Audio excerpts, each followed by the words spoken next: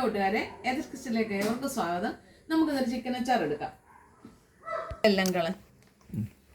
എല്ലാം കളഞ്ഞ് മാംസം മാത്രമേ ഉള്ളേ. ഇത്രയും ഞാൻ വലിപ്പത്തിലെടുത്താൽ, കാരണം ഇത് വറുത്ത് വരുമ്പോൾ അല്പം കൂടെ ചുങ്ങുമല്ലോ. ഇത് ഞാൻ ഗരം മസാലപ്പൊടി, മഞ്ഞൾപ്പൊടി, മുളക് പൊടി, ഉപ്പ് മാത്രം ഇട്ട് ഇളക്കിയതാണ്. കുറച്ച് നേരം ഞാൻ ശാലന ഫ്രിഡ്ജിലൊന്ന് വെച്ചായിരുന്നു. അപ്പം നമുക്കിത് വീഡിയോയിലേക്ക് പോകാം. ഞാൻ സ്റ്റൗ കത്തിച്ച് പാത്രം വെച്ചിട്ടുണ്ട്. ഞാൻ എണ്ണ ഒഴിക്കുവാണ്. ചിക്കൻ വറക്കണമല്ലോ.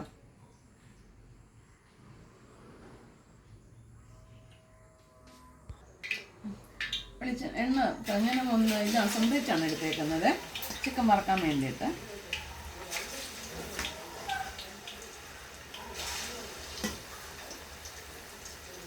ഇത് 2 കിലോ അയർലൻഡിൽ കൊണ്ടുപോകാൻ വേണ്ടിയിട്ട് ഓർഡറുണ്ട്. ഞാൻ 5 കിലോ കോഴിയെ മേടിച്ചെങ്കിലും അതിൻ്റെ എല്ലാം പോയി കഴിഞ്ഞ് കിട്ടിയത് ഇത്രയാണ്.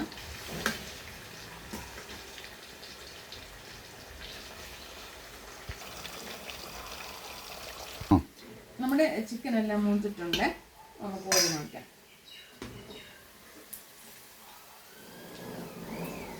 ഒത്തിരി കറക്കരുത്, അറിയാമല്ലോ നമ്മുടെ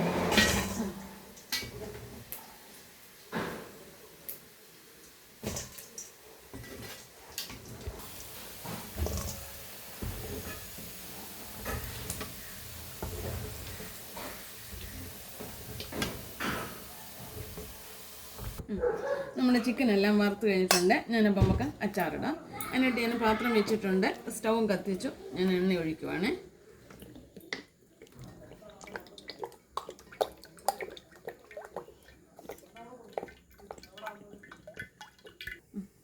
എണ്ണ ചൂടായിട്ടുണ്ട്. ഞാൻ കടുക് ഇടുന്നില്ല, വറ്റൽമുളക് മാത്രമേ ഇടുന്നുള്ളൂ കേട്ടോ.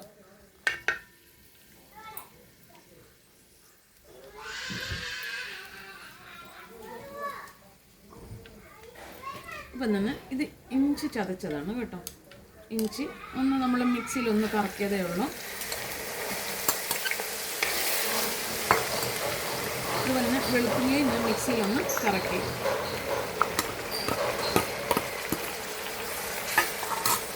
പിന്നെ ഇത് പച്ചമുളകാണ്. ഇത് കറിവേപ്പില.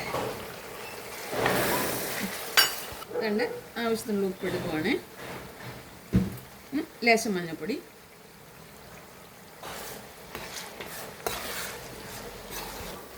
ഇച്ചിരി ഗരം മസാലപ്പൊടി ഇടുവാണ്. ഞാൻ ബീഫിനും ചിക്കനും കൊഞ്ചിനും ഒക്കെ ഞാൻ ഇച്ചിരി മസാലപ്പൊടി ഇടും കേട്ടോ. നമ്മുടെ വെളുത്തുള്ളി ഇഞ്ചിയെല്ലാം ഒന്ന് മൂത്തിട്ടുണ്ട്. അപ്പം ഞാൻ മുളക് പൊടി ഇടുവാണ്.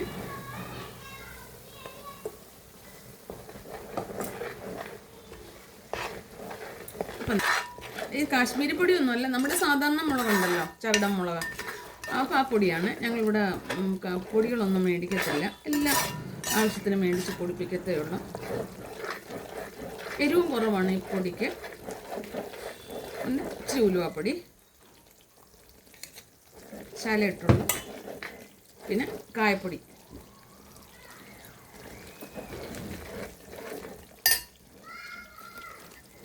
അറിയാമല്ലോ, വിനാഗിരി, ലേശം വിനാഗിരി, ലേശം മതി. ആവശ്യമുള്ള ഉപ്പ്. നമ്മൾ മുമ്പ് ഉപ്പുചാലമല്ലേ ഇട്ടുള്ളൂ. അപ്പം വിനാഗിരിയൊക്കെ ആകുമ്പോൾ ഉപ്പുചാലം മസാലയ്ക്ക് വേണം. ശരിക്കാണ് ഈ വിനാഗിരി ഇടാൻ വെള്ളമെല്ലാം അങ്ങ് പറ്റണം. ചിലർ പറയുന്നുണ്ട് പച്ചയ്ക്ക് വിനാഗിരി ഒഴിക്കണമെന്ന്. നമ്മൾ ശാലം വിനാഗിരി പച്ചയ്ക്ക് കുടിച്ചാൽ നമ്മുടെ തൊണ്ട തൊട്ട് താഴോട്ടങ്ങ് പോകാൻ. പണ്ട് ഞങ്ങളുടെ ഫ്രിഡ്ജിനകത്ത് ഞാൻ വിനാഗിരി വെക്കുമായിരുന്നു. അപ്പോൾ ഏട്ടത്തിൻ്റെ മോൻ ഇങ്ങോട്ട് ഓടി വന്ന് വെള്ളം വന്നുകൊണ്ട് അത് അടിച്ച് കുടിച്ച്. അപ്പോൾ എന്തോരം മണ്ണപ്രളമായിരുന്നെന്നറിയാം. അപ്പോൾ ആ വിനാഗിരിയുടെ സത്തെല്ലാം പോയി കഴിഞ്ഞ് നമുക്ക് എടുക്കുമ്പോൾ ഒരു വ്യത്യാസം ഒന്നും തോന്നത്തില്ല. നല്ല ടേസ്റ്റ് ആയിരിക്കും അത്. ആ പുളിയല്ലാതെ മറ്റൊന്നും തോന്നത്തില്ല.